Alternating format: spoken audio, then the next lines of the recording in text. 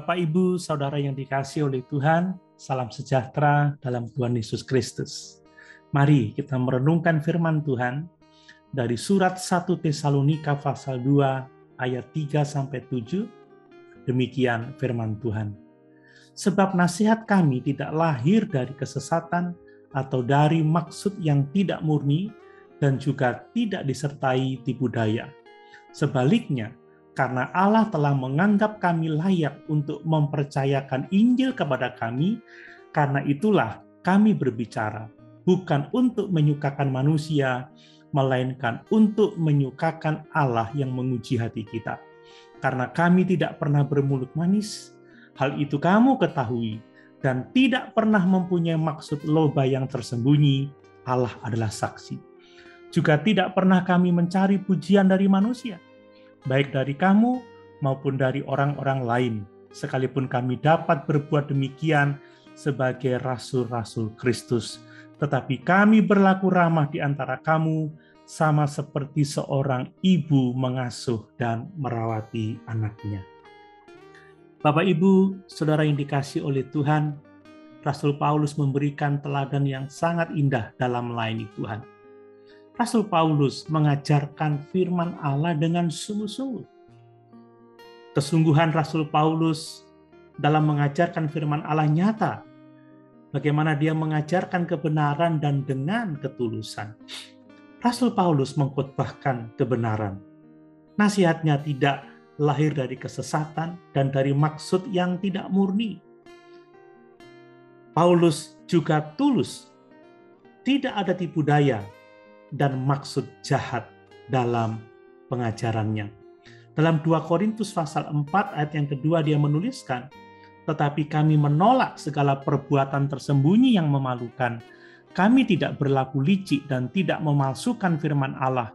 Sebaliknya kami menyatakan kebenaran dan dengan demikian kami menyerahkan diri kami untuk dipertimbangkan oleh semua orang di hadapan Allah. Bapak, Ibu, Saudara yang dikasihi oleh Tuhan, dari teladan Rasul Paulus kita belajar bahwa berkata benar dan jujur harus berjalan bersama-sama. Tidak cukup berkata benar, kita juga harus jujur. Tidak cukup jujur, kita harus berkata benar. Dalam 2 Korintus pasal 2 ayat 17, Rasul Paulus menuliskan, sebab kami tidak sama dengan banyak orang lain yang mencari keuntungan dari firman Allah. Sebaliknya dalam Kristus kami berbicara sebagaimana mestinya dengan maksud-maksud murni atas perintah Allah dan di hadapannya. Berikutnya, Rasul Paulus mengajar untuk menyenangkan Tuhan, bukan manusia. Ini bukti kesungguhannya dalam mengajarkan firman Allah. Rasul Paulus sadar bahwa Allah telah mempercayakan pelayanan pemberitaan Injil kepadanya, sehingga ia mengajar untuk menyenangkan Tuhan yang telah mempercayakan pelayanan itu kepadanya. Bagi Rasul Paulus, pelayanan itu adalah kasih karunia. Dalam Efesus pasal 3 ayat yang ke-8 dia menulis, kepadaku yang paling hina di antara segala orang kudus telah dianugerahkan kasih karunia ini untuk memberitakan kepada orang-orang bukan Yahudi kekayaan Kristus yang tidak terduga itu. Bagi Rasul Paulus, pelayanannya adalah contoh tentang pengampunan dan kesabaran Tuhan.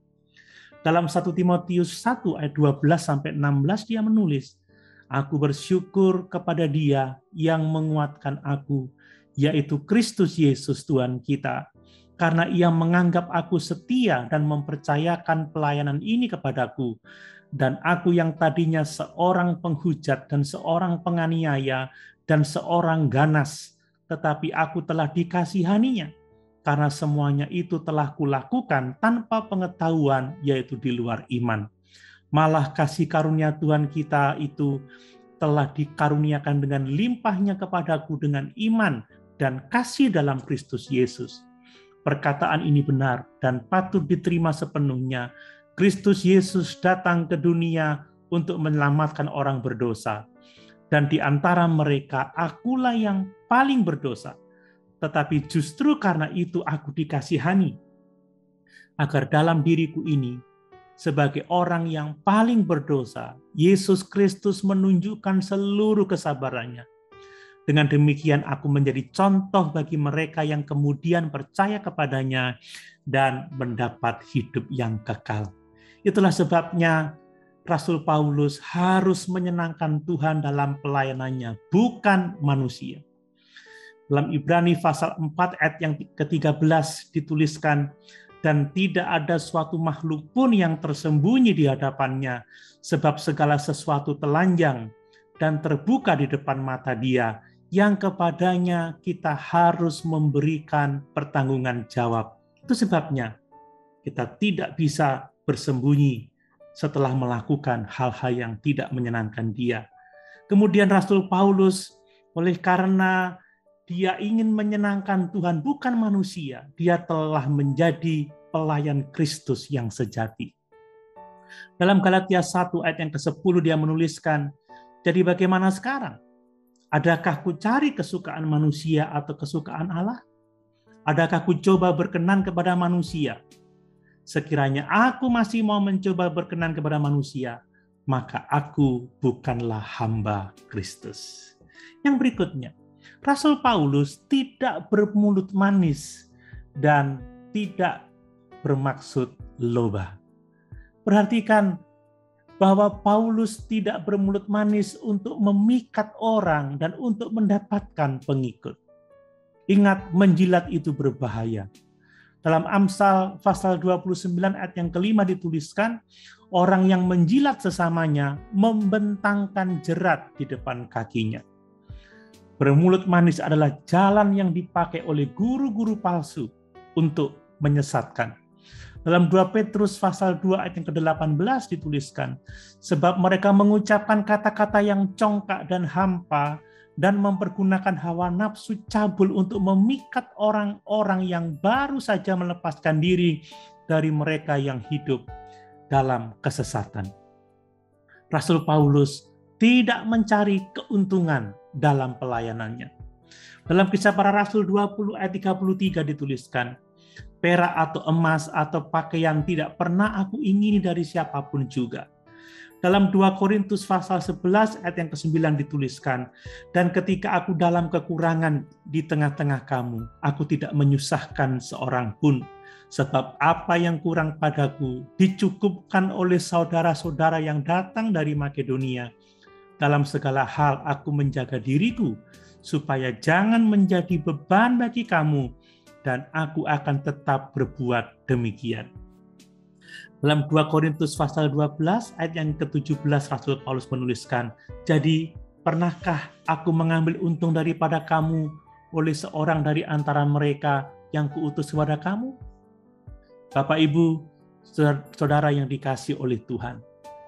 Yang selanjutnya, Rasul Paulus mengajar tidak untuk mencari pujian dari manusia.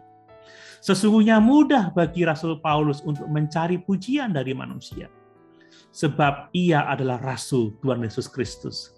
Namun demikian, ia tidak mau melakukannya, sebab pujian yang seperti ini adalah sia-sia. Amsal pasal 25 ayat 27 menuliskan, tidaklah baik makan banyak madu, sebab itu biarlah jarang kata-kata pujianmu. Bapak, Ibu, saudara yang dikasihi oleh Tuhan, mari kita melayani Tuhan dengan sungguh-sungguh. Mari kita bersungguh-sungguh dengan mengatakan kebenaran. Sungguh-sungguh menyenangkan Tuhan. Tidak bermulut manis dan bermaksud loba. Tidak mencari pujian manusia, melainkan memuliakan Tuhan saja. Haleluya. Tuhan Yesus memberkati.